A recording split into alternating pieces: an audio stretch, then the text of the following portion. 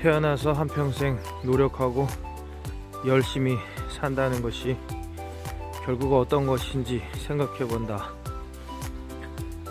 어렸을 적에는 부모님에게 효도하기 위해서, 학교에서 칭찬받기 위해서, 친구들에게 인정받기 위해서 나름의 최선을 다하고 노력을 한다.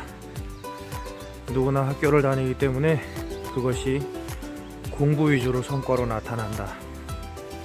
그러다가 사춘기라던가 상처를 받게 되는 경우에 탈선이라던가 종종 다른 방향을 쳐다보고 비뚤어진 행동을 하거나 자기의 노력에 방해가 되는 생각과 행동을 하게 되는 경우도 종종 나타난다.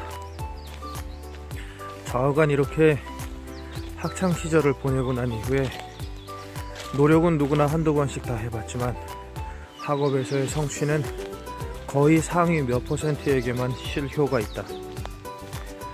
그 실효과를 본 상위 몇 %는 명문대학이라고 하는 서울대, 고려대, 연세대, 카이스트, 육군사관학교, 경찰대학교 등등의 특수대학교를 비롯해서 사회에 나오면 출세와 의식주가 보장된다는 학교와 학과를 지망하게 된다. 그런데 이들이 실제로 사회에 나와서 의식주와 출세가 보장되는지는 두고 봐야 할 일이다. 그리고 학업에서 성취를 못했던 부류들, 학업에서 성취를 했던 부류들은 아까 얘기한 그 부류들이고, 그 외 나머지는 다시 두세 가지로 나뉜다. 청소년 시절, 즉 학창 시절에 공부 외에 다른 분야에 자기 소질을 개발을 한 사람들, 그래서 역시 공부보다 훨씬 더 많은 노력을 들여서 그 소질에서 빛을 보는 사람들로 하나 나뉘고, 또 하나 자아실현, 적성, 소질 등을 개발한다고 했으나 찾기는 찾았으나 또는 찾은 것 같았으나 거기에 대한 노력을 역시 덜해서 이도저도 아니게 된 사람들. 쉽게 예를 들자면 자기는 공부보다는 그림이 좋아, 실제로 꽤 잘 그리고 했는데 나중에 노력은 하지 않았어, 아니면 하다 보니까 여기까지가 한계야. 이런 부류, 자긴 달리길 잘해, 하다 보니까 부상이 오거나 너무 힘들어. 자기는 뭐 춤을 잘 춰, 자기는 뭐 피아노를 잘 쳐, 갖가지 예체능이 여기에 해당한다. 예체능 말고도 다른 것들도 많고. 그리고 또 나머지 부류는 중간치기. 나름 발군의 실력을 내지는 못했지만 또 그리 못한 것도 아니고 중간은 갔던 사람들. 이 사람들은 나름대로 그만한 대학교, 그만한 과를 가서 사회에 이제 무더기로 쏟아지게 된다. 그래서 크게만 보면 이 세 가지의 사회인들이 이제 사회로 쏟아져 나오게 되는 것 같다. 우선 첫 번째, 엘리트 집단이 사회에 나와서 과연 출세와 의식주를 보장받을 수 있는가에 대한 생각을 간단히 얘기해보면, 예전에는 법률가나 판검사, 변호사, 의사 등등이면 성공을 한다, 돈을 많이 벌고 인정받는다라고 했는데 지금 같은 경우 알 수 없다. 변호사라고 하더라도 명문대학교에 좋은 인맥이 있지 않으면 먹고 살기 급급하고 웬만한 직장인보다 어렵게 살 가능성이 높다. 판검사라 하더라도 그 업무 스트레스 양에 비교해서 그 봉급으로 과연 충당이 되는가, 다시 생각해 볼 문제이다. 의사의 경우 그 긴 교육기간과 그 많은 학비를 다 내고 과연 개원을 했을 때 원장으로서 소득과 생활의 안정을 추구할 수 있느냐 하는 게 굉장히 의문점이다. 그렇다고 대학병원 같은 데 가서 직장 생활을 하기에는 또 그 스트레스 양이 장난이 아니다.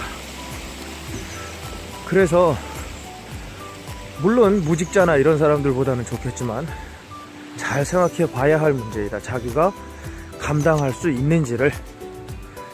그 다음, 이두저도 잘 안 됐던 사람들은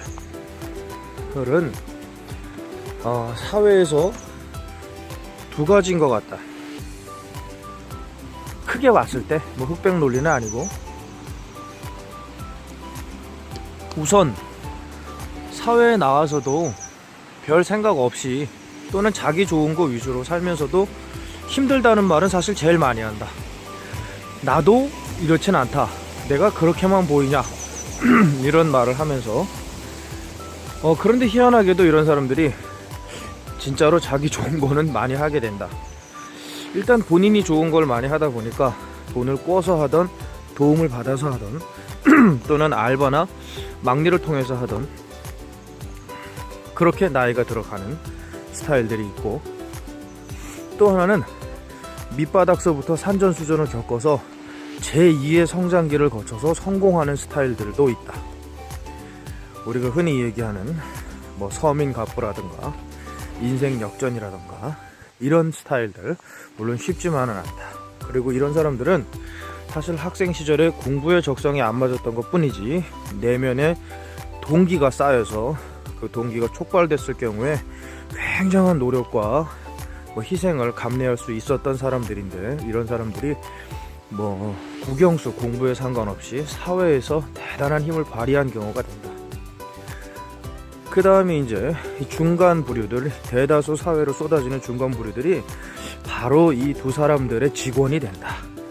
엘리트들이 이끄는 세상하고, 그 다음에 자기를 깨닫고 각성해서 다시 사회의 중심 기둥으로 일어선 사람들의 그 기둥을 받치는 보조목 또는 지붕을 떠받드는 석가래 등등의 역할을 하는 것이 이 중간 부류들이 대부분의 직장인이 된다.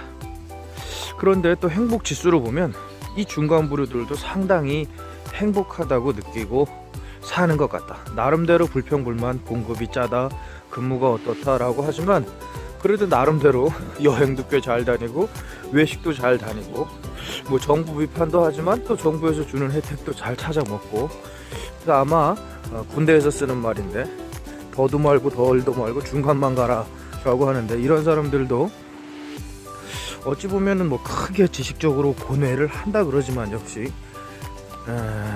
너무 그 고뇌에 빠져 있지도 않고, 그렇다고 또 완전히 생각 없이 사는 것도 아니고, 보통 건실한 가정에 건실한 행복을 잘 추구하고 사는 것 같다. 그래서 이러한 정도로 대충 분류가 되는 것 같은데, 어느 쪽을 선택할 것인가. 무조건 출세해서 높은 자리라고 보이던 자리가 지금은 전혀 그렇지 않다. 자기의 적성과 행복에 오히려 방해가 될 수도 있고, 남들도 그런 자리를 높게 보지도 않는다는 거. 그 다음에 공부를 전혀 못했더라도 사회에 나와서 출세하거나 성공하거나 행복할 기회는 자기만 각성하면 사회는 충분히 받쳐줄 인프라가 이미 돼 있다는 거. 어렵다 하지만 그 어렵다는 본인들이 일단 촉발점을 넘지 못했을 때 하는 얘기고, 본인들이 촉발점만 넣으면 성공하는 사람들은 늘 나오고 있다는 거. 그 다음에 자기는 이것도 아니고 저것도 아니고 그래도 웬만큼 중간이나 그 이상은 갔다. 그런 사람들도 건실한 사회에서 기둥, 오히려 그런 게 모여서 큰 기둥이니까 이 역할을 하고 행복하게 잘 살더라. 자기는 어느 쪽이 맞을까를 잘 생각해보고, 그렇게 너무 많은 걱정하지 말고 자기의 행복을 찾아서 자기의 진로를 개척해 나가는 보람된 인생을 만들면 될 것 같다 는 얘기입니다.